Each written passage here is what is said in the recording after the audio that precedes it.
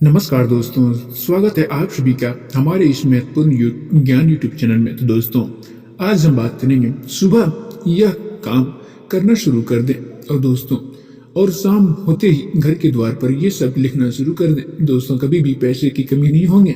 तो दोस्तों, यह जानने के लिए वीडियो को शुरू से लेकर अंत तक देखना होगा। दोस्तों, इसका अवसर का लाभ उठा सकते हैं, तो दोस्तों वीडियो को शुरू से अंत तक जरूर देखना होगा।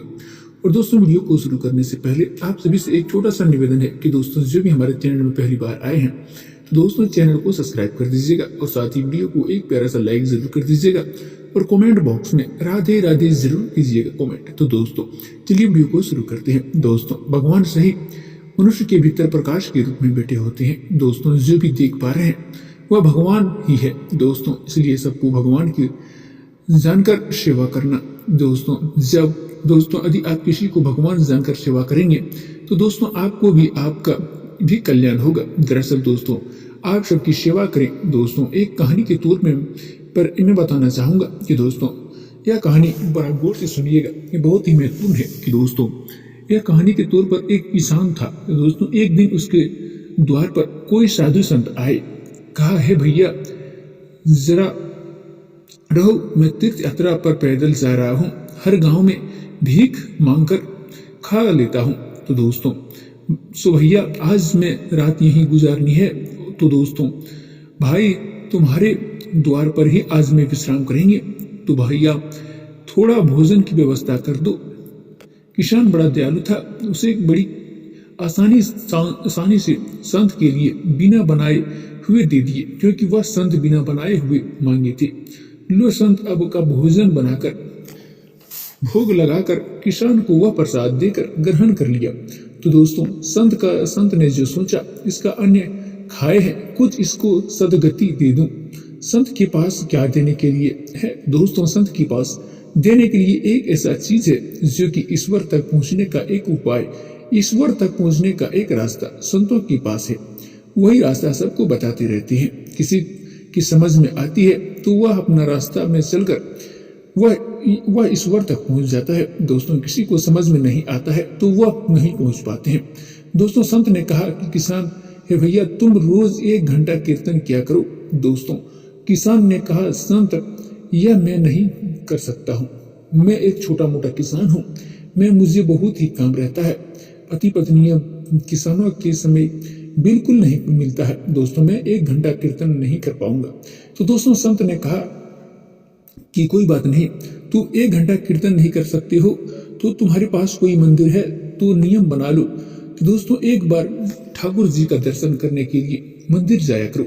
दोस्तों, किसान संत बोला कि हम यह भी नहीं कर सकते हैं क्योंकि मंदिर बहुत ही दूर है। तो दोस्तों, संत भी फिर बड़ी संकट में पड़ गए। दोस्तों, संत उस किसान भाई से पूछा, तुम्हें बताओ तुम्हें क्या कर सकते हो? जो भी करना है नियम से करना हुआ। दोस्तों, उस नियम को तोड़ना मत, यदि तुम नियम से चलोगे तो तुम्हारी नैया पार हो जाएगी। तो किसान भाई बोला, मेरे बगल में एक घर में बाजुओं में एक कुम्हार रहता है, घड़ा बनाता है, आप कहो तो मैं उसका रोज दर्शन कर लूंगा। तो दोस्तों, ये नियम हो सकता है। संत ने कहा, ठीक है, तुम उस कुम्हार का दर्शन किया करो, नियम बना लो कि कुम्हार के बिना दर्शन किए बिना तुम भोजन नहीं करोगी। नियम बिल्कुल बना लो और कुम्हार के इस भाव से देखो कि ये भगवान है और देखकर राधे कृष्ण जरूर कर लेना। दोस्तों, या फिर राम राम ठाकुर जी का दर्शन कर लेना कि वे ईश्वर है। यह सोचकर भले ही तुम शुरू में ऐसा लगेगा कि वह कुम्हार है, पर धीरे धीरे उसी कुम्हार कहकर भगवान जानकर उसके दूर से प्रणाम कर लेना और देखे बिना ये नियम बनाओ कि भोजन नहीं करेंगे। किसान भाई बोला, ये ठीक है, ये मेरे बगल में है, मैं रोज देख लिया करूंगा, कोई ज्यादा वक्त नहीं लगेगा। दोस्तों, वह संत चले गए। अब किसान रोज कुम्हार को देखता और उसके बाद भोजन करता।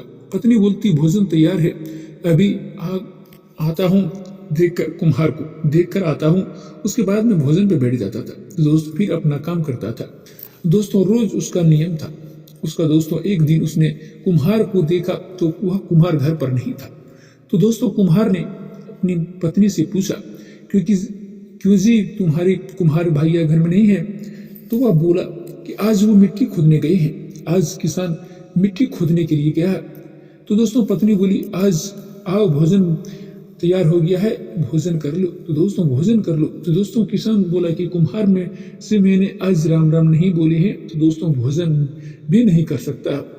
अभी मैं आता हूँ उसको घर से पूछ कर वह किस तरफ गए हैं। बोले वह फलाने अभी जगह पर खेत में गया है, मिट्टी खोदने गए हैं।